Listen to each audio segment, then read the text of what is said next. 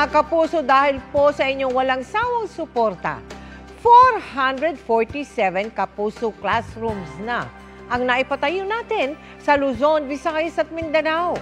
Higit pa sa edukasyon ang pakinabang ng mga estrukturang yan, kundi pati na rin sa panahon ng unos at kalamidad. Hindi lang tahanan ng karunungan at kaalaman ng kabataan ang mga ipinatayong Kapuso School ng GMA Kapuso Foundation sa iba't ibang sulok ng bansa.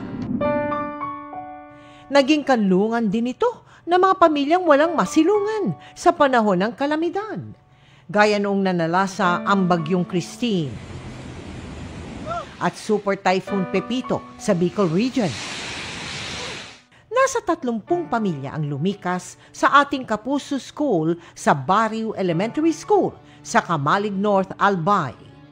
Ito yung building na safe sa baha, tapos maganda pa yung roofing at saka yung physical facilities. Nananatili ring matibay at matatag sa bagyo ang 20 Kapuso classroom sa Santo Domingo Central School sa Albay.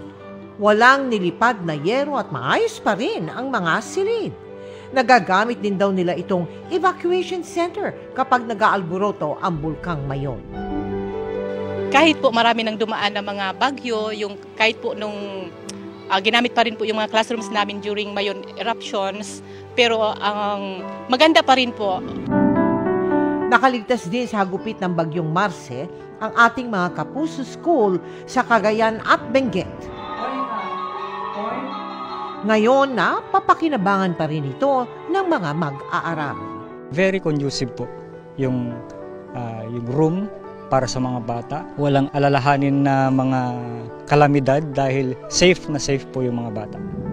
Bukod sa maayos na silid-aralan, hangad ng GMA Kapuso Foundation na may masisilungan ang komunidad sa gitna ng kalamidad.